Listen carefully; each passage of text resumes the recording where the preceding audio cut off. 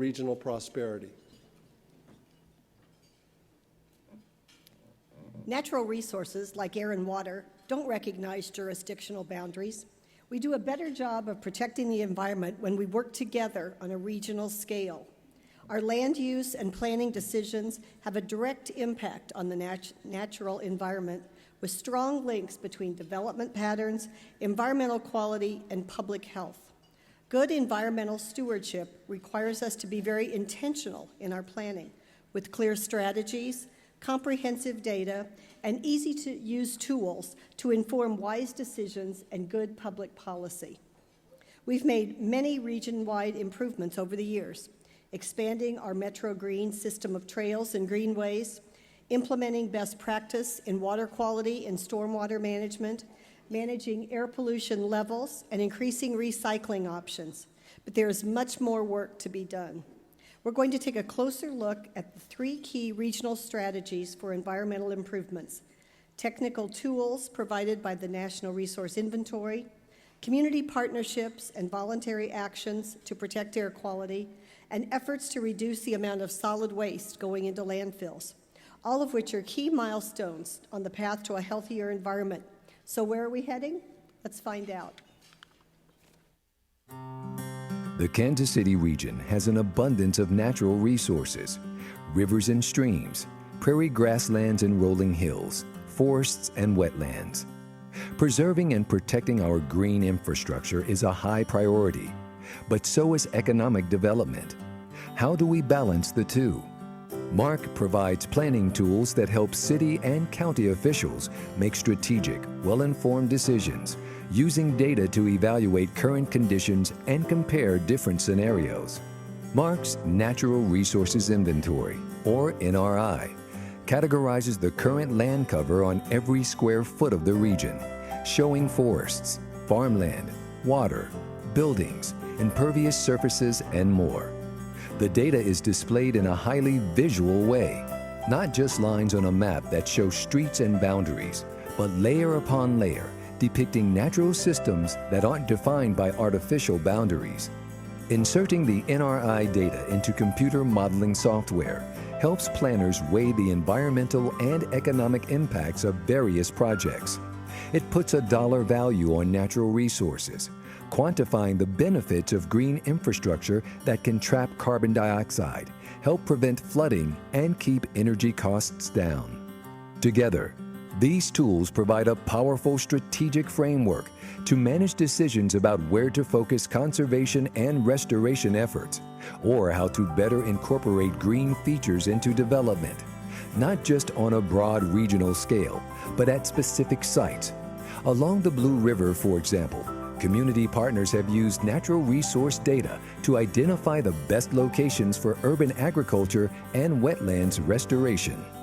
Better data leads to better decisions, and incorporating ecological benefits into planning leads to healthier communities.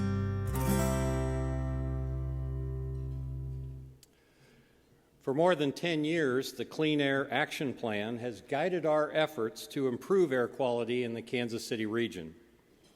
Over the life of the plan, Kansas City's ozone pollution levels have trended downward, and we've stayed within the standards the EPA established to protect public health. The EPA is currently reviewing the health impacts of ozone and may announce a new rule this fall.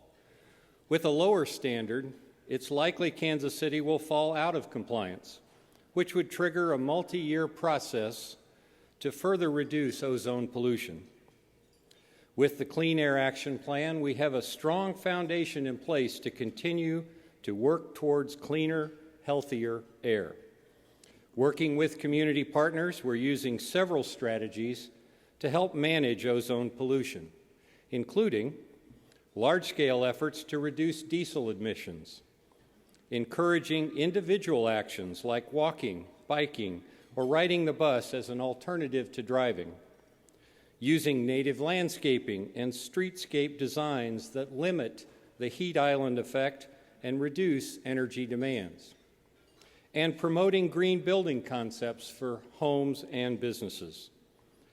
With a strong plan and strong partnerships, our region is well positioned to continue working towards cleaner air. The MARC Solid Waste Management District has set a very clear goal of diverting 80% of its waste from regional landfills by the year 2023. It's a big task. Last year, we threw away 2.5 million tons of trash. That's about 7 pounds per person per day. The district's core strategy to achieve 80% goal is simple: encourage people to recycle more.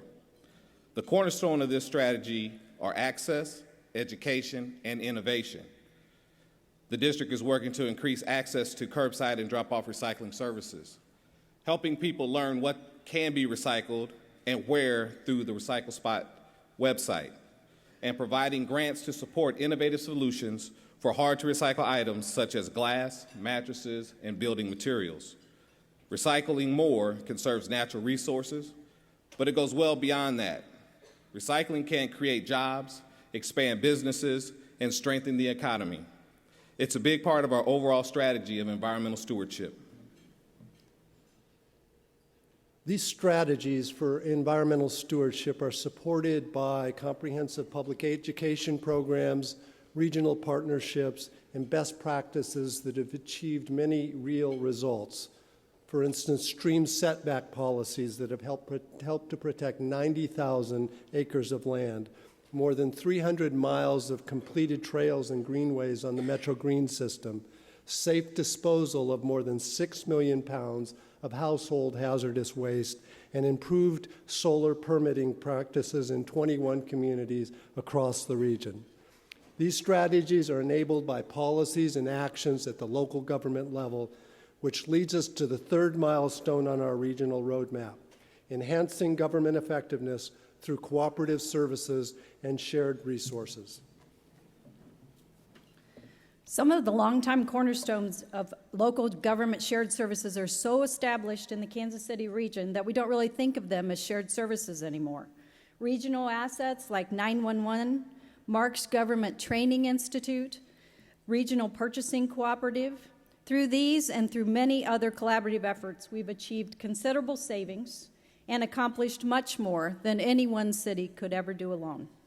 Today, there's a new energy around shared service strategies, with new programs like a menu of building and inspection services available through a regional agreement with the Institute for Building Technology and Safety, forums that bring together elected officials, city managers, and professional staff to work on common challenges and solutions, a new leadership labs concept that extends MARC's long-time training partnership with the University of Kansas, with fresh ideas for high-performance organizations, best practices in collaboration, and experiential problem-solving.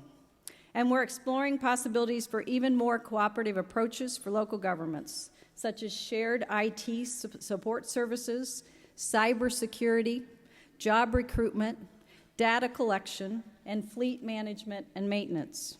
The world of public service is changing, and our local governments are changing with it. We're more proactive, more innovative, and more focused than ever before on a path to a brighter future.